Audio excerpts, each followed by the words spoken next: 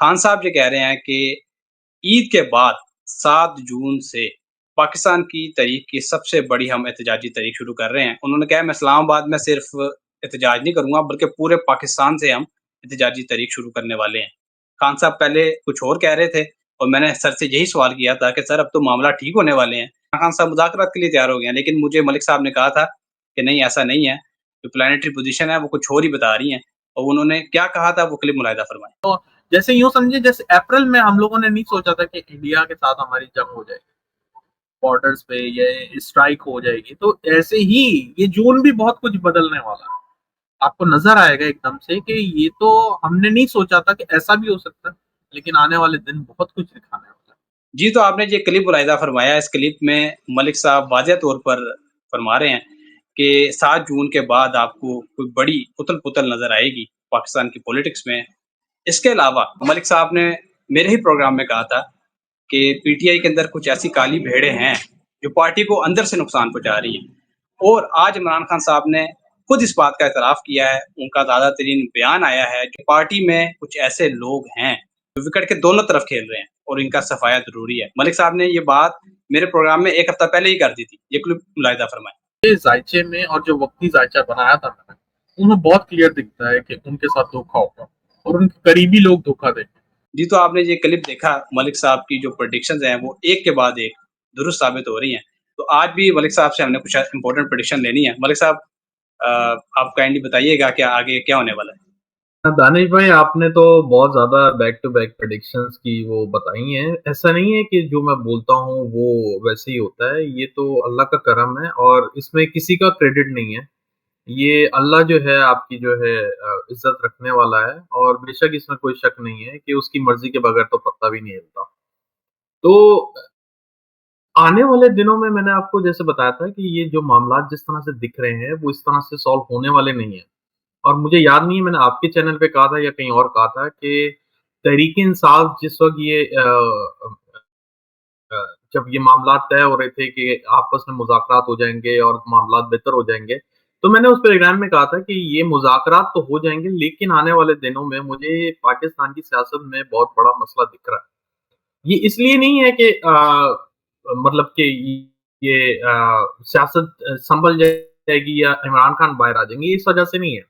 इसके पीछे मैंने जैसे आपको बताया था 7 जून इसलिए बोल रहा था कि मार्स केतु का कंजंक्शन स्टार्ट हो जाएगा और मैं अभी भी इसी बात पे कायम हूँ कि ये स्टार्ट होने के बाद आहिस्ता-आहिस्ता जो है तेज़ी पकड़ेगा मतलब जैसे-जैसे प्लैनेट करीब आएँगे, उनके असरात वैसे बढ़ते जाते हैं और जब ये तकरीबन 1 या 2 डिग्री के बीच में रहते हैं, जब कंजंक्शन या मोस्टली एक-दूसरे के ऊपर होते हैं, तब वो इवेंट ट्रिगर हो जाता है।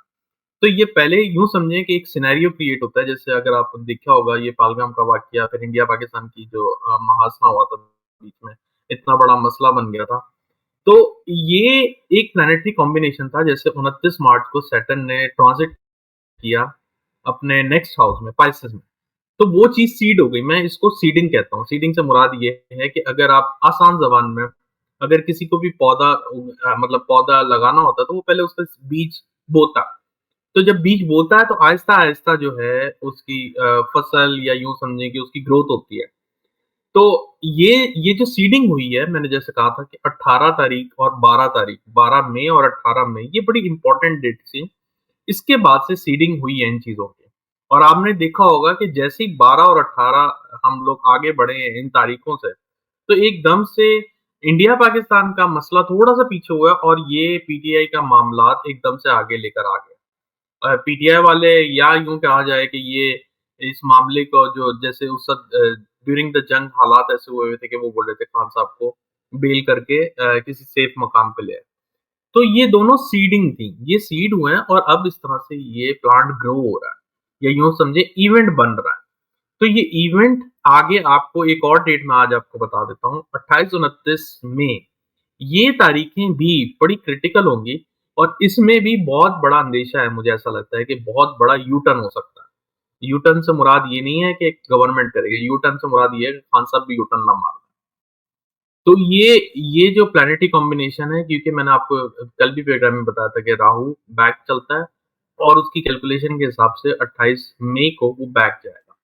तो मुझे अभी भी ये डाउटफुल लग रहा है कि ये क्या तहरीक कामयाब होगी या नहीं, क्योंकि तहरीक को चलाने वाला जो लीडर है, वो अभी तक तो मेरे सामने अली अमीन गंडापुर है, और वो मुझे नहीं लगता इस कैपेबल है कि वो कोई अच्छा आउटपुट या रिजल्ट ओरिएंटेड तहरीक चला सके।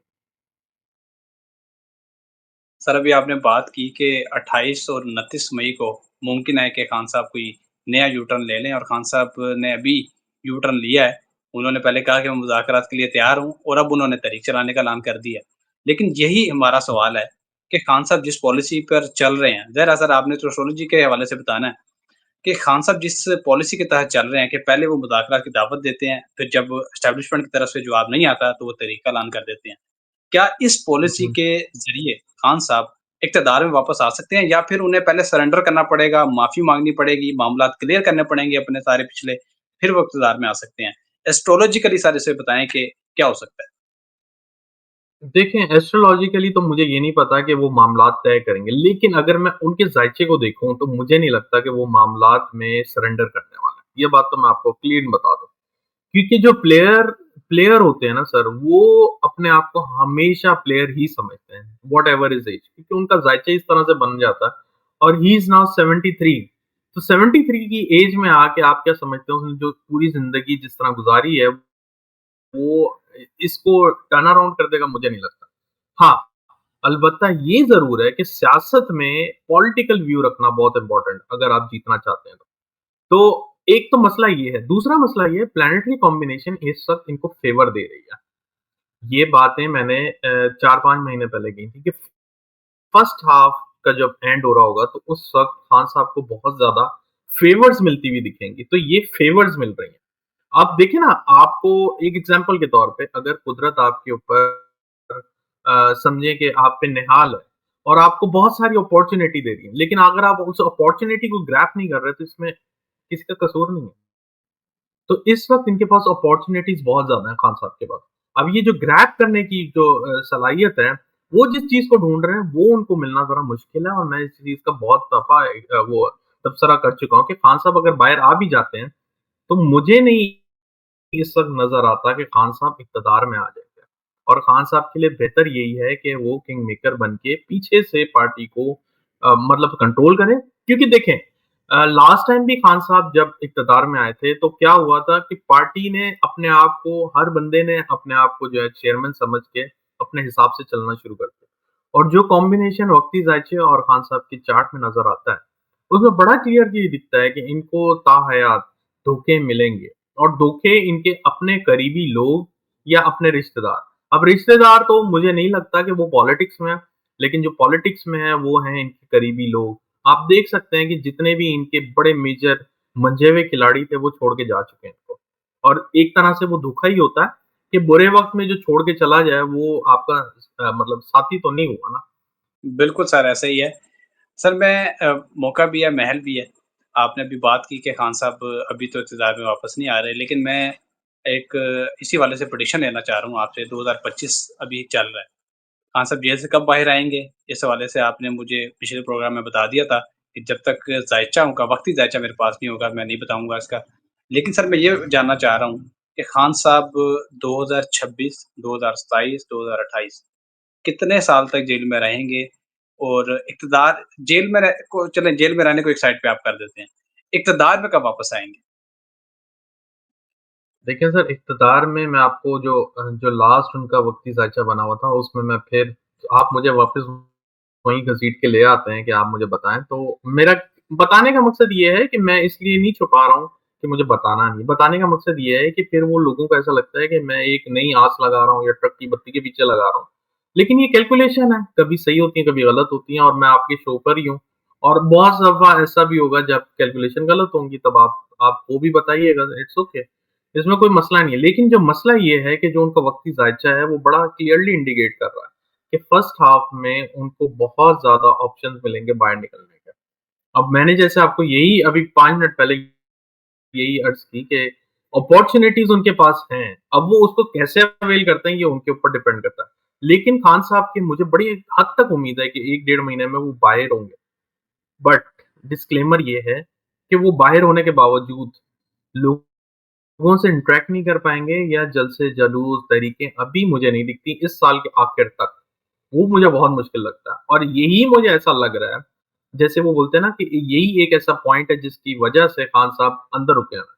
क्योंकि he needs a clean clean permission या कह सकते हैं आप क्लीन चिट्स माँग रहे हैं कि भाई मैं बाहर जाऊँगा and I will do my whatever I want to do और इसी वजह से उनको पीछे रोका हुआ है, जो मुझे समझ में आ रहा है क्योंकि इसके अलावा एस्ट्रोलॉजिकली जो 2 प्लैनेट हैं राहु, मार्स, मार्स नॉर्मली जो होता है वो आपका एस्टेब्लिशमेंट का होता है और राहु इज़ एक्सपेंडिंग थिंग। तो मुझे ऐसा लग रहा है कि बैरूनी प्रेशर और ये जो एस्टेब्लिशमेंट है, इन दोनों का जो वो है एक तरह से दबाव है, वो खान साहब के अगेंस्ट में आया हुआ है। ठीक है। बहुत शुक्रिया सर, आपने अपने कीमती वक़्त में से कुछ वक़्त निकाला और इतनी ज़बरदस्त प्रेडिक्शंस आपने हमारे प्रोग्राम में हमारी ऑडियंस के साथ शेयर की। इंशाल्लाह नेक्स्ट वीडियो में ऐसे ही इंटरेस्टिंग टॉपिक्स के साथ दोबारा पेश होंगे। अगली वीडियो तक के लिए मुझे और मलिक महबूब साहब को इजाज़त दीजिए। अल्लाह हाफ़िज़।